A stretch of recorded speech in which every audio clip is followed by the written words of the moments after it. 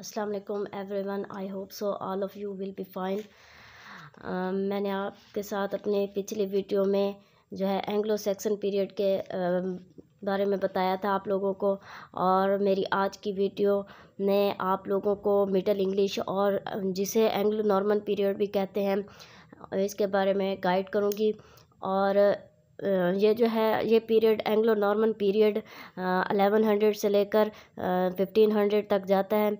और इसको समझने के लिए हम लोगों को कि पहले एंग्लो सैक्सन पीरियड था और अब एंग्लो नॉर्मन पीरियड क्यों है, इसके लिए हमें इसकी हिस्ट्री में जाना पड़ेगा। और इसकी हिस्ट्री को समझने के लिए समझना बहुत ज़रूरी है। अच्छा, अब जो आपको पिछली वीडियो में बताया कि सेक्शंस जो थे वो इस ब्रिटेन में वो रह रहे थे। अब मिडल इंग्लिश पीरियड भी इसे कहते हैं और दूसरा एंग्लो नॉर्मन भी कहते हैं। एंग्लो नॉर्मन क्यों कहते हैं? क्योंकि जो नॉर्मन्स थे जो कि नॉर्मंडे में रहते थे, नॉर्मंडे के इलाके से आए थे, इस वजह से उन्हें नॉर्मन्स बोलते हैं। और ये किसका इलाका है? ये फ्रांस का इलाका है। ठीक है, वहाँ से ये लोग आए, उन लोगों ने सेक्शंस के ऊपर अटैक किया और उसके साथ लड़ाई की और उस जगह पर जो है उन लोगों ने अपना कब्ज़ा ले लिया। ठीक है, अब हुआ क्या था? सबसे हुई थी बैटल्स, क्योंकि पहले जब जिस टाइम का ये टाइम पीरियड है उस टाइम में बैटल्स हुआ करती थी। और जो है एक साइड का जो किंग है दूसरे साइड के किंग से लड़ाई किया करता था और जो जीत जाता था वो इलाका उनके कब्ज़े में आ जाता था। अब बैटल कौन सी हुई थी? बैटल हुई थी हेस्टिंग की बैटल, जो कि होती है 1066 एडी में। अब जो नॉर्मन के जो किंग थे, ड्यूक थे, उसका नेम क्या था? विलियम्स था। इसने सेक्शंस के जो किंग थे, किंग हैरोल्ड, उसको जो है एक चैलेंज किया। ठीक है, उस चैलेंज के जवाब में जब बैटल हुई, बैटल क्या हुई? हेस्टिंग की बैटल हुई, हेस्टिंग की प्लेस पे। तो अब इस बैटल के अंदर जो है विलियम्स जो है वो जीत गए और सेक्शंस के जो किंग थे, किंग हैरोल्ड थे, वो हार गए। अब जो थे विलियम्स जो थे वो इन इलाकों में आ गए और जो यहाँ के सेक्शंस थे वो कुछ लोग छोड़ के चले गए और कुछ वहीं पर रहना स्टार्ट हो गए।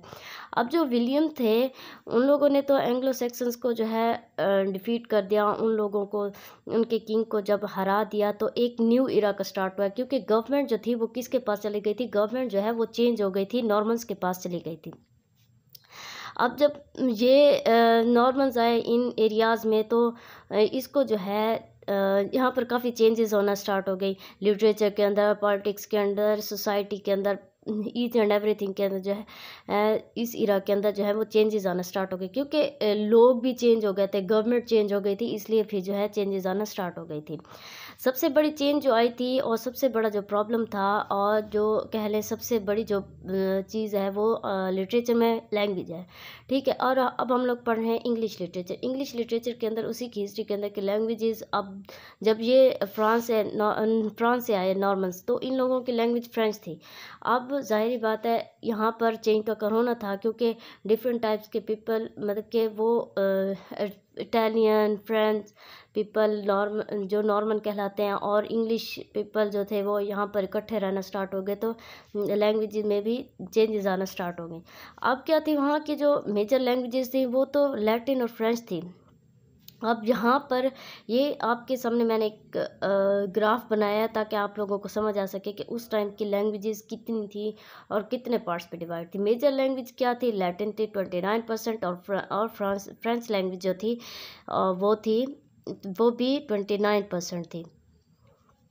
क्योंकि गवर्नमेंट फ्रेंच की थी, इसलिए फ्रेंच और लैटिन जो है वो पहले से ही आ रही थी, और ये काफ़ी अरूज पे जिसे कहते हैं ये दो लैंग्वेजेस थी। उसके बाद जो है नॉर्मन की जो लैंग्वेज थी, अब फ्रेंच तो उनकी नेशनल लैंग्वेज थी, वो अपनी फ्रेंच को यहाँ पर लेकर आए थे, लेकिन जो नॉर्मन के लोग थे वो नॉर्मन बोलते थे, नॉर्मन लैंग्वेज बोलते थे, वो यहाँ पर 4% थी। और जर्मन लैंग्वेज, क्योंकि यहाँ पर पहले जर्मन के भी कुछ लोग रहा करते थे, इसलिए वो कितने हैं? 26% थी। और सेल्टिक और ग्रीस जो थी वो 6% थी। अच्छा, अब देख लेते हैं कि ये तो सारी लैंग्वेजेस थी, ये डिफरेंट लोगों के आने से जो है ये लैंग्वेजेस तो चेंज हो गई, लेकिन क्या उस टाइम इस टाइम पीरियड के अंदर इंग्लिश का क्या स्टेटस था? इंग्लिश क्या वहाँ पर वैल्यू रखा करती थी? जो ये लैंग्वेज तो नेशनल लैंग्वेज तो बन गई थी, क्योंकि ये 1300 के अंदर नेशनल लैंग्वेज बन गई, लेकिन जो प्रायोरिटीज़ थी वो किसे दी गई, लैटिन और फ्रेंच को। जैसे कि मैंने आपको पीछे बताया है कि यहाँ पर जो है 29% both languages, Latin and French both languages जो थी वो किस में थी, वो अरूज पर थी, वो ज़्यादा बोला करते थे, उसको ज़्यादा वैल्यू उनकी थी। अच्छा, इस लिहाज से जो है इंग्लिश के लोग भी तो वहाँ पर रह रहे थे, उन लोगों को जो है यहाँ के जो किंग जो थे वो मतलब कि लिटरेचर तो प्रोड्यूस हो रहा था, लोग तो बोलने वाले इंग्लिश लैंग्वेज को बोलने वाले थे, तो इस वजह से जो है थोड़ा बहुत जो है वो यहाँ पर लिटरेचर प्रोड्यूस हुआ।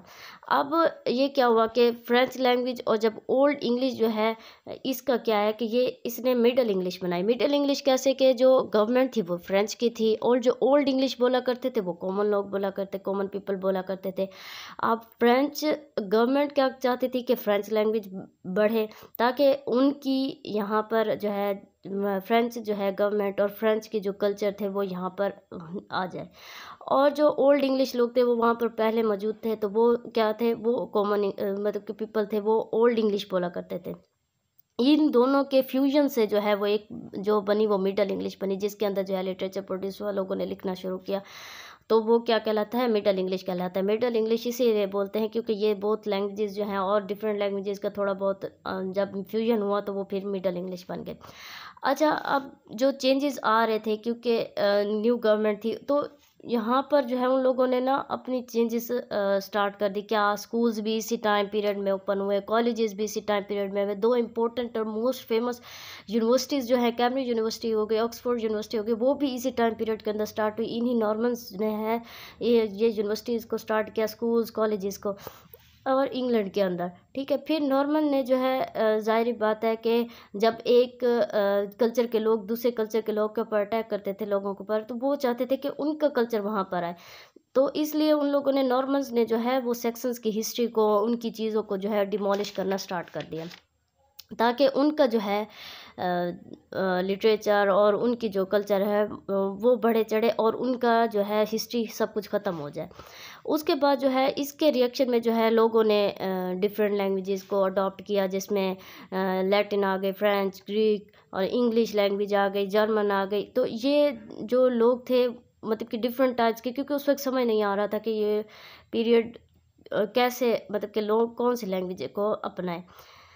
फिर जो है इसके अंदर जो है ना मिडल इंग्लिश को जो है, यहाँ पर एक इम्पोर्टेंट पॉइंट ये है कि मिडल इंग्लिश पीरियड के अंदर इसको जो है डिवाइड किया जाता है 3 एजेस के अंदर, ठीक है। क्यों? क्योंकि ये जो मिडल इंग्लिश पीरियड था ये एज ऑफ चौसर कहलाता था, चौसर के वर्क्स के ऊपर, क्योंकि चौसर जो है फादर ऑफ इंग्लिश पोइट्री और इंग्लिश लिटरेचर है, तो उसके काम की बेस के ऊपर और इंग्लिश को स्प्रेड करने में, इंग्लिश को क्रिएट करने के अंदर जो है चौसर, जॉफ्री चौसर का एक बहुत बड़ा रोल है। और जो है उसके चौसर के वर्क्स की बेस के ऊपर जो है इस पीरियड को जो मिडल इंग्लिश पीरियड है उसको 3 पार्ट्स में डिवाइड किया गया है, जिसमें बिफोर चौसर आ जाता है, एज ऑफ चौसर आ जाता है, चौसर एज ऑफ रिवाइवल आ जाता है। बिफोर चौसर में क्या है कि लोग लैटिन, जर्मन, फ्रेंच ये बोल रहे थे, उसी के अंदर जो है थोड़ा बहुत वर्क जो है वो प्रोड्यूस हो रहा था। अब जब चौसर आए, चौसर ने भी डिफरेंट लैंग्वेजेस को अडॉप्ट किया, इटालियन को, इंग्लिश को, फ्रेंच को, लेकिन जब चौसर ने जो है फिर इंग्लिश के अंदर अपना वर्क जब लिखना स्टार्ट किया, तो उसकी बेस के ऊपर जो है उसके ऊपर जो है चौसर के वर्क जो है उसके ऊपर इंग्लिश को काफ़ी ज़्यादा वैल्यू मिली, और उसके ऊपर जो है लिटरेचर जब प्रोड्यूस हुआ तो बेसिस इसको दे दी। और उसके बाद जो है चौसर के अब जो बिफोर चौसर पीरियड था वो 1066 से लेकर 1300 तक आता है, और जो एज ऑफ चौसर थी वो 1300 से लेकर 1400 तक स्टार्ट होती है। और चौसर की डेथ के बाद जो है एज ऑफ रिवाइवल आता है, जिसने रेनेसां पीरियड का जो इससे नेक्स्ट पीरियड है उसके लिए जो है वो बेसिस जो है वो फ्राम करना स्टार्ट कर दी। उसके बाद जो है क्रिश्चियनिटी, क्योंकि यहाँ के जो लोग सेक्शंस थे उनका जो रिलीजन था वो क्रिश्चियनिटी था, इसलिए वहाँ पर क्रिश्चियनिटी ज़्यादा अडॉप्ट की जाने लगी, और प्रिंटिंग प्रेस भी यहाँ पर आ गई।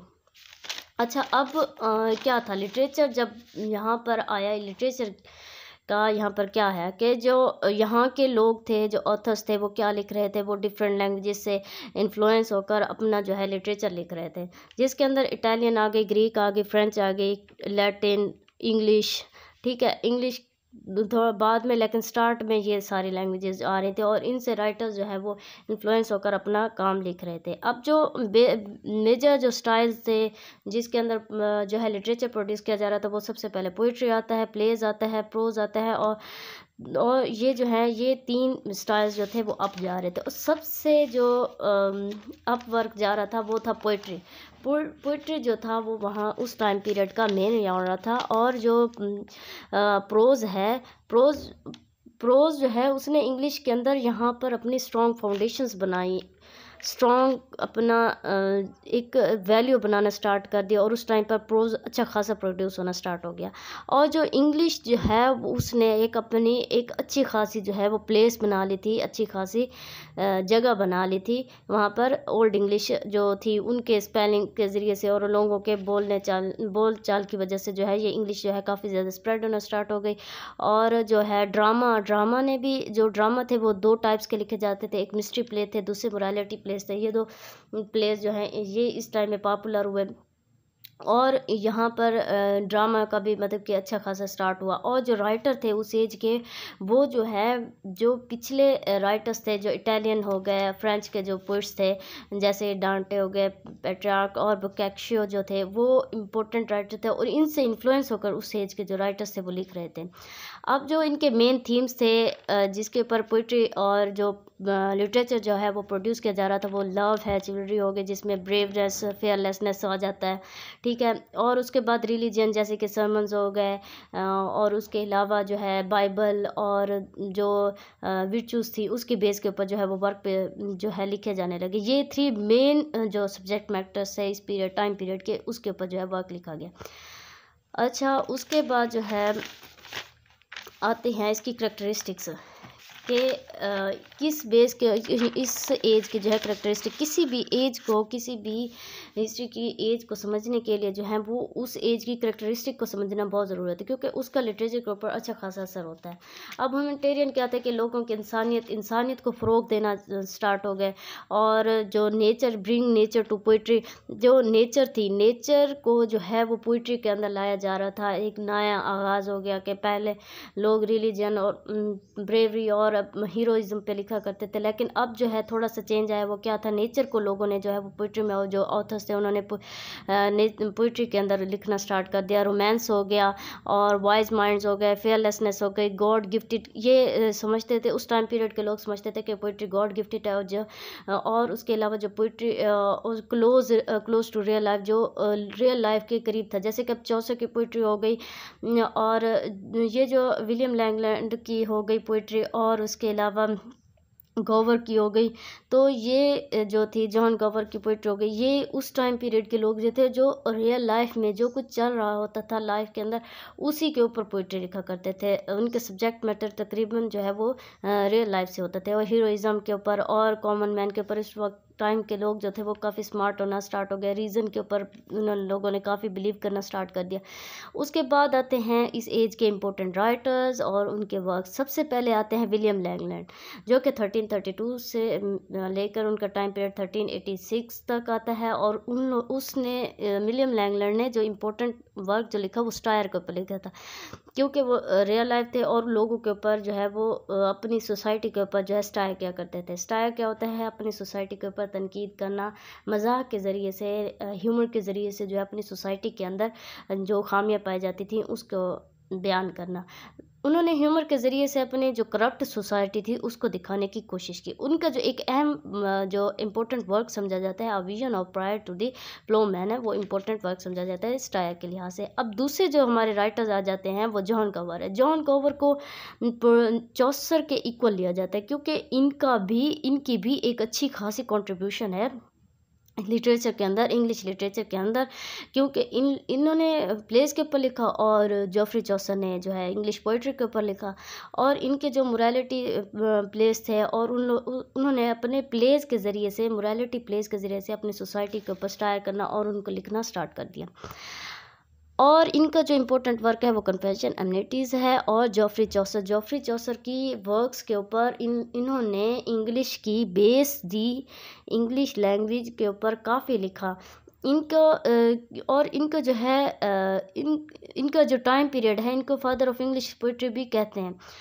और क्यों इनकी जो पोइट्री है उसको 3 पेयर्स में डिवाइड किया जाता है, फ्रेंच, इटालियन और इंग्लिश। इन्होंने अपने लाइफ के फर्स्ट पार्ट में फ्रेंच लैंग्वेज को पढ़ा और फ्रेंच लैंग्वेज के ऊपर ही लिखा, फिर इटालियन को पढ़ा, इटालियन के ऊपर लिखा। उसके बाद जब इंग्लिश लैंग्वेज को अडॉप्ट किया, इंग्लिश की लैंग्वेज के बाद उन्होंने जो है इंग्लिश लैंग्वेज के ऊपर काफ़ी काम करना स्टार्ट किया, उनके ऊपर उन्होंने काफ़ी कुछ लिखा। उसके बाद जो है वो उन्होंने उनकी पोइट्री का जो मेन पर्पस था वो था कि उन्होंने जो पहले की जो पोइट्री लिखी जाने लगी थी जिसके ऊपर मेटाफिजिक्स और थियोलॉजी, यानी थियोलॉजी क्या होता है, रिलीजियन होता है, उसके ऊपर जो है वो लिखा जाने लगा। तो उन्होंने थोड़ा सा यहाँ से इसको रिमूव करने की कोशिश की, थोड़ा सा डिमोलिश तो नहीं कर सकते, लेकिन थोड़ा सा इनके अंदर चेंजेस लाने की कोशिश की। Try to the mirror up to the nature, यानी कि नेचर के ऊपर उन्होंने लिखना स्टार्ट कर दिया, एक थोड़ा सा जो थीम जो है वो चेंज कर दिया। अब उनके जो इम्पोर्टेंट वर्क्स आ जाते हैं, और जो है इसके क्या आ जाते हैं, कंट्रोवर्टीज आ जाता है। कंट्रोवर्टीज इनके बहुत बहुत बहुत इम्पोर्टेंट वर्क है जो कि है इंग्लिश में लिखा गया था, और उसकी ले रोमंडी ले रोज़ जो है वो फ्रेंच में लिखा गया था। आपको बताया कि उनका फर्स्ट जो है उन्होंने अपनी लाइफ में जब फ्रेंच को पढ़ा, फ्रेंच के ऊपर लिखा, तो ये उनका इंपॉर्टेंट वर्क है फ्रेंच का। और उसके बाद डंटेस डिवाइन कॉमेडी जो है ये इटालियन उनका वर्क है, जो कि बहुत फेमस है इटालियन लैंग्वेज के लिहाज से। तो आज की आई होप सो अब मेरी आज की वीडियो आप लोगों को पसंद आएगी। अगर आपको मेरी आज की वीडियो पसंद आए तो मेरी चैनल को लाइक, सब्सक्राइब और शेयर ज़रूर कर दीजिएगा।